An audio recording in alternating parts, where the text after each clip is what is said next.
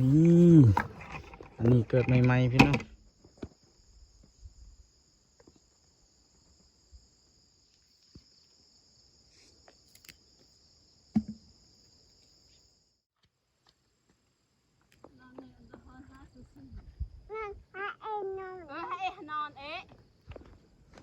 เธอนี่ได้ไหมไม่รอบไม่เป็นรอบเลยมันใต้เห็ดอ่ะ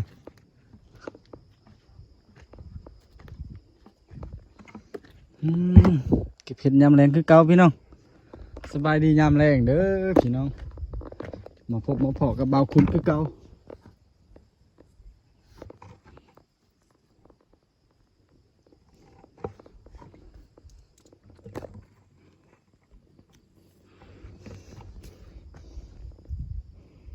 เก็บเห็ดตามให้ตามสวนพี่น้อง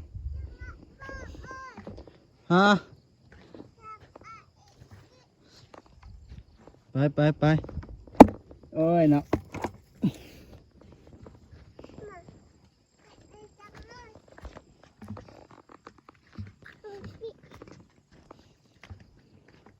จะอยู่นี่เด้อ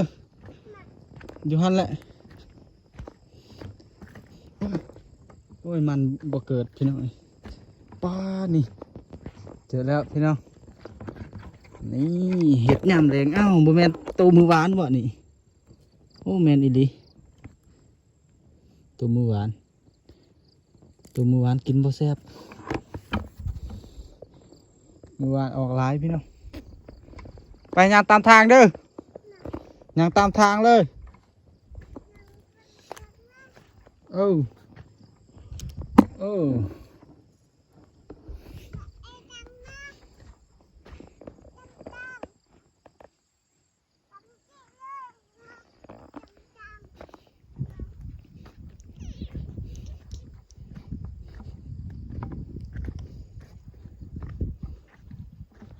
มาอีกแล้วกับเห็ดย่ำแรงพี่น้อง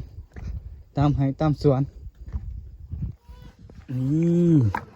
อันนี้เกิดใหม่ๆพี่น้องนี่เห็ดย่ำแรงเนาะเคยกินบ่พี่น้อง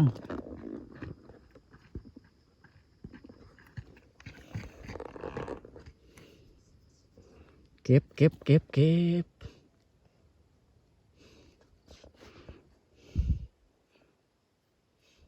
นี่มันเกิดยามแรงพี่น้องบ่ฮู้ว่าเขาเอิ้นเฮ็ดอีหยังเนาะแต่ว่าบ้านเราคุณเอิ้นว่าเฮ็ดแรงเฮ็ดยามแรงเพราะว่ามันเกิดบ่าย 3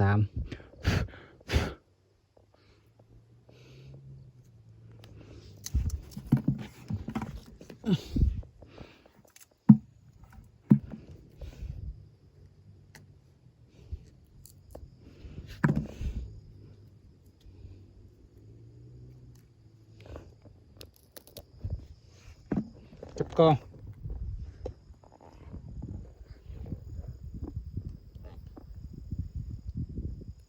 นี่เห็นบ่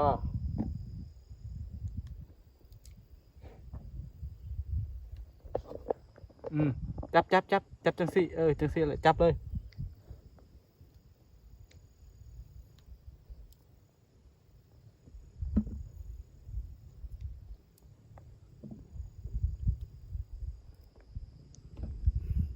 เห็นบ่ไปย่างต่อย่างตามทางเด้อจ้ะเด้อจับมันเขาเด้นี่มีอีกแล้ว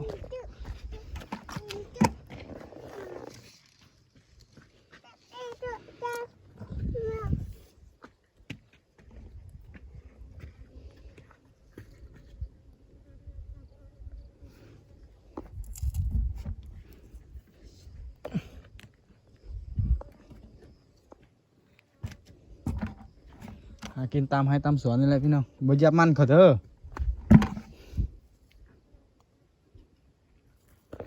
เหยียบในข้อห้าอีลีได้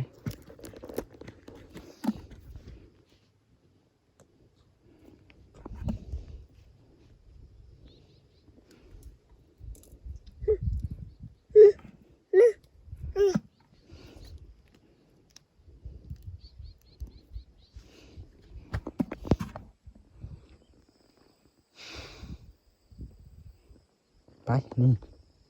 วันนี้ก็มีนี่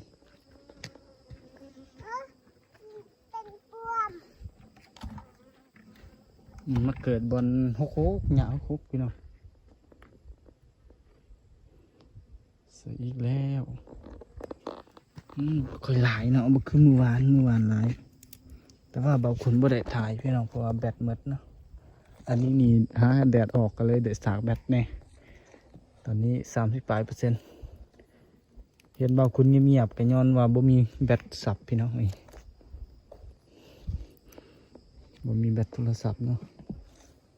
ถ่ายต่อไปบ่ได้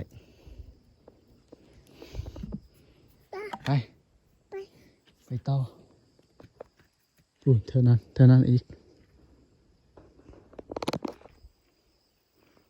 นี่พี่น้องบ่อนี่หลายหมู่บ้านเนาะเนาซื่อๆพี่น้องน่าเสียดายหมู่บ้านหลายขนาดบ่อนี่บ่มีใครมาเห็น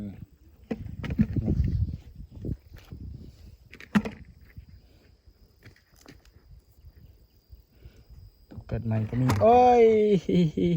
ยกไว้เอาขึ้น